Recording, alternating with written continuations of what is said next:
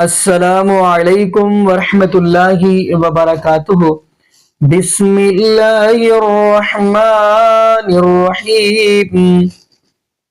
ناظرین، آج ہم جس حوالہ سے گفتگو کرنے جا رہے ہیں وہ یہ ہے بزرگ، جن کو آج بریلوی کہتے ہیں کہ معاذ اللہ استغفر اللہ، جب یہ بزرگ دنیا سے جائے گا تو ہم اس کو غوث کہیں گے، استغفر اللہ معاذ اللہ، یعنی نام ہے اس کا بابا جی الیاس قادری حفظہ اللہ تعالی۔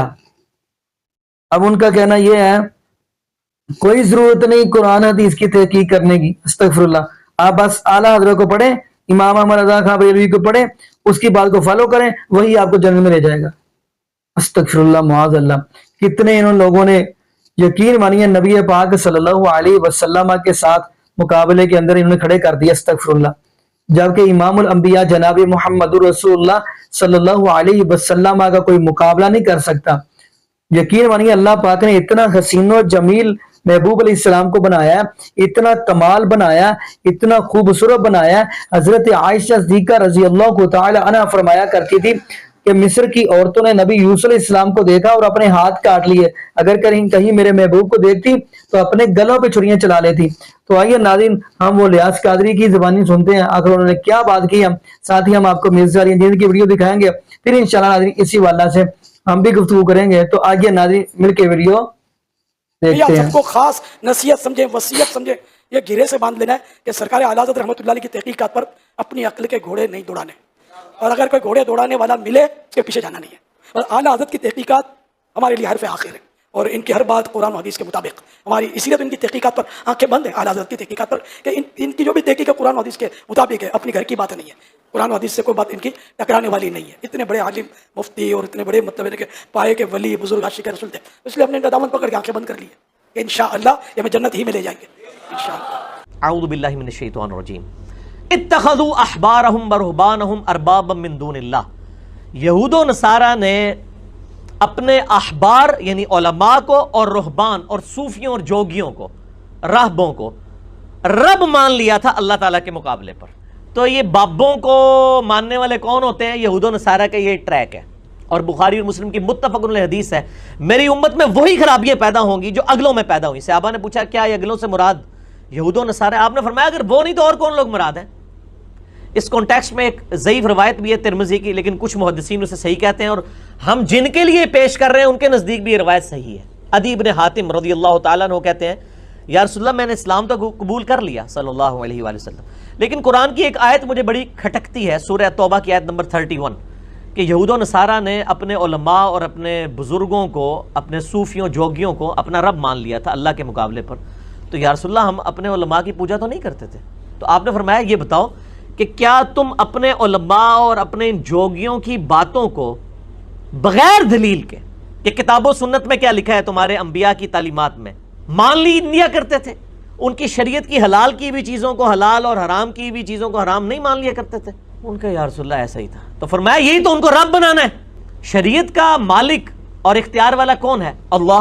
جب آپ یہ اختیار مولویوں کو، صوفیوں کو، جوگیوں کو دیں گے تو گویا کہ آپ ان کو رب کے مد مقابل لے کر ہیں، اور اس کی سپورٹ میں درجنوں آیات قرآن حکیم میں موجود ہیں۔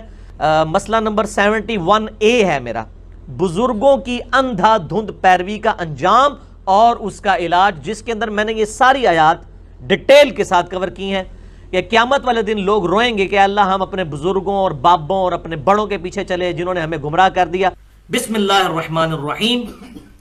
وَيَوْمَ يَعُضُّ الظَّالِمُ عَلَى يَدَيْهِ، اس دن ظالم شخص اپنا ہاتھ چبا کے منہ میں ڈالے گا، ایسا حیران ہوگا یہ کیا ہے، بزرگوں کے پیچھے میں رگڑا گیا، میں نے تو یہ سمجھا تھا انہوں نے مجھے چھڑانا ہے، یہ تو خود ہی ادھر جا رہے ہیں۔ کہے گا یقول یا لیتنی اتخذت مع الرسول سبیلا، کہے گا ہائے افسوس کاش میں نے رسول اللہ کا راستہ اختیار کیا ہوتا۔ دیکھ لیں وہی بیماری، رسول کا راستہ اختیار کیا ہوتا۔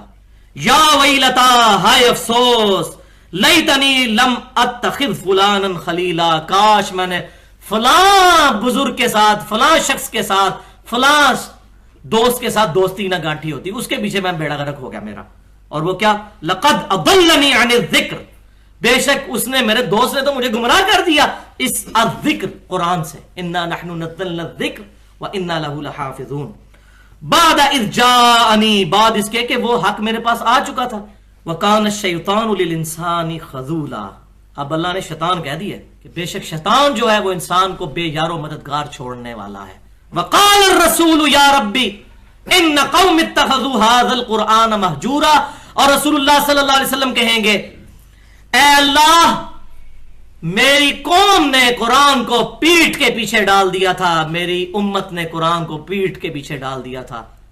نبی صلی اللہ علیہ وسلم شکایت کریں گے، جس کی شکایت امام کائنات سید الاولین والآخرین شفیع المذنبین رحمت للعالمین سیدنا و مولانا امام اعظم محمد رسول اللہ صلی اللہ علیہ وسلم کر دیں، اس کی شفاعت کون کرے گا؟ والعیاذ باللہ تعالی، اللہ کی پناہ میں آتے ہیں ہم۔ دوسرا موقع سورۃ الاحزاب کی آیت نمبر 66 اور 68، یوم تقلب وجوہہم فی النار، جب قیامت والے دن ان کے چہرے آگ پر تلے جا رہے ہوں گے، یقولون یا لیتنا اطعنا اللہ و اطعنا الرسول، یہ کہیں گے ہائے افسوس کاش ہم نے اللہ کی اطاعت کی ہوتی، اس کے رسول کی ہوتی صلی اللہ علیہ وسلم۔ وقالوا ربنا انا اطعنا سادتنا و کبرانا، اے رب ہمارے ہم نے تو دنیا میں اطاعت کی تھی اپنے سعادت مند لوگوں کی، بڑے بڑے نورانی چہرے والوں کی، و کبرانا اور بڑا بڑوں کی، فَأَضَلُّونَ السَّبِيلَ، تو انہوں نے تو یا اللہ ہمیں گمراہ کر دیا تھا دنیا میں۔ تو کہیں گے یا اللہ اب کچھ نہیں ہو سکتا، تو ایک ہماری ریکویسٹ ذرا سن لے، ربنا آتِهِمْ ضِعْفَيْنِ مِنَ الْعَذَابِ وَالْعَنْهُمْ لَعْنًا كَبِيرًا، اے اللہ ہمارے بزرگوں کو دگنا عذاب دے جن کی وجہ سے ہم گمراہ ہوئے، اور ان پر بڑی لعنت کر۔ چلو اب دنیا میں ہم تو نہیں جا کے بچ سکتے، لیکن انہوں نے جو ہمارا بیڑا غرق کیا ان کو دگنا عذاب دے۔ یہ وہ دوست کی کہہ رہے ہوں گے ہمارے بزرگوں کو جو یہاں ان کے ناموں پہ لڑ رہے ہوتے ہیں دوسروں کے ساتھ، وہاں کہیں گے یا اللہ ان کو دگنا عذاب دے، ان پر بڑی لعنت فرما جن کی وجہ سے ہم نے نبی صلی اللہ علیہ وسلم کا مبارک دامن کرم چھوڑ دیا تھا۔ تو بھائیو اس دن آنے سے پہلے پہلے نبی صلی اللہ علیہ وسلم کے مبارک دامن کرم کو تھام لیں اور ان سے اعلان برات کر لیں، ادروائز بیڑا غرق ہونے والا ہے۔ جی ناظرین آپ نے یہ ویڈیو ملاحظہ فرمائی، ناظرین کہتی تو گل سنائیے، سارے ایک دوسرے ود دی ہے۔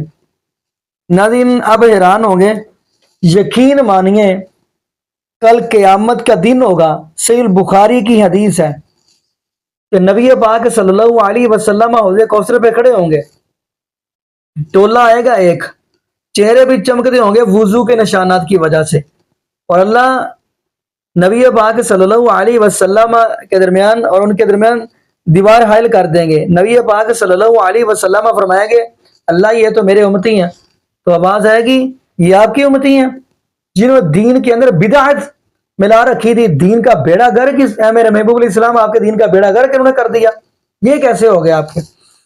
تو ناظرین یقین مانیے اب یہ بھی سننا باقی تھا جی، نہیں جی قرآن حدیث نو معاذ اللہ چھوڑ دیو تے ساڈے امام احمد رضا خان دی بریلوی دی گل مان لو، انہوں فالو کرو تے وہ تم جنت لے جائے گا۔ استغفر اللہ۔